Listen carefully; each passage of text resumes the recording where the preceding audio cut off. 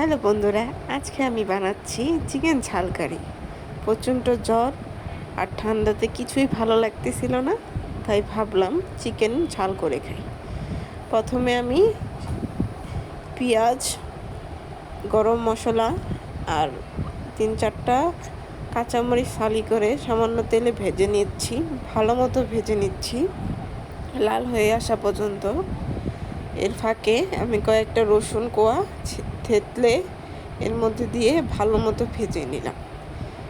ভাজতে থাকবেন যতক্ষণ না পর্যন্ত লাল হতে থাকে। তারপরে আমি সামান্য আদা রসুন বাটা দিয়ে দেব। একটা কথাকেই ছোটো টিপস দিয়ে দিচ্ছি, আমরা চিকেনে আদার থেকে রসুনটা বেশি দেব, এতে চিকেনের টেস্টটা ব্যালেন্সে থাকবে এবং খেতে সুস্বাদু হবে।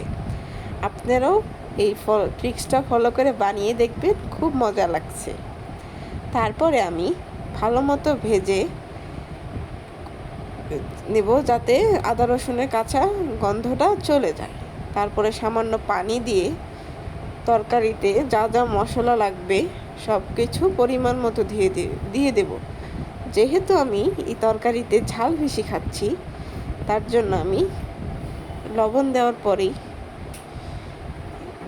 2 চা চামচ শুকনো মরিচ গুঁড়ো, 1/2 চা চামচের মতো ধনিয়া গুঁড়ো এবং 1 চামচেরও একটু কম হলুদ গুঁড়ো দিয়ে ভালো মতো নেড়ে কষিয়ে নিব। এমনভাবে কষাবো যাতে তেল বেরিয়ে হয়েছে।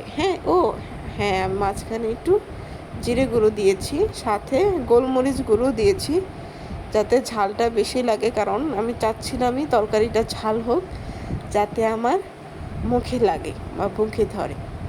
তারপরে আমি সব কিছু মশলা ভালো মতো কষিয়ে কিছুক্ষণের জন্য ঢাকা দিয়ে দেব। ঢাকা দেওয়ার পর কিছুক্ষণ পরে ঢাকনাটা তুলে দেখবেন তরকারির কষানো মশলা থেকে তেল বের হয়ে আসতেছে। এই পর্যায়ে চিকেনগুলো দিয়ে দেবেন। প্রথম বয়স দিলে যা হয় আর কি, ভুল ত্রুটি হলে মাফ করবেন। এখন ভালো মতো চিকেনের সাথে মশলাগুলো আমি নেড়ে দিচ্ছি বা মিশিয়ে নিচ্ছি। আপনারা আরও মিশিয়ে নেবেন। আর হ্যাঁ, আমি চাচ্ছিলাম যে একটু ঝাল হোক, রসুন দিয়ে খেতে, এর জন্য আমি 4টা ছোট ছোট রসুন দিয়ে দিলাম। এখন আমি মুরগিগুলোকে কষিয়ে নিব।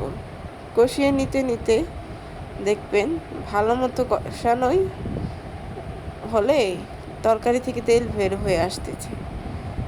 মুরগি, গরু বা যে কোনো মাংস বা যে কোনো তরকারি কষানোতেই মজা। তরকারিটা আমরা ততক্ষণ পর্যন্ত কষাবো যতক্ষণ না পর্যন্ত ভালো মতো ভিতরে মশলা ঢুকছে।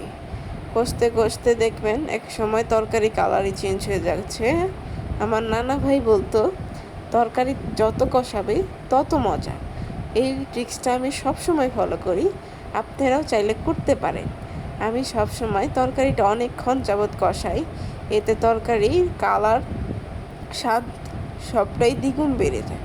তারপরে আমি পরিমাণ মতো ঝোল দিয়ে আবারও কিছুক্ষণের জন্য ঢেকে দেব। এতে মাংস তাড়াতাড়ি সিদ্ধ হয়ে যাবে, কারণ ব্রয়লার মুরগির মাংস সিদ্ধ হতে বেশিক্ষণ সময় নেয় না।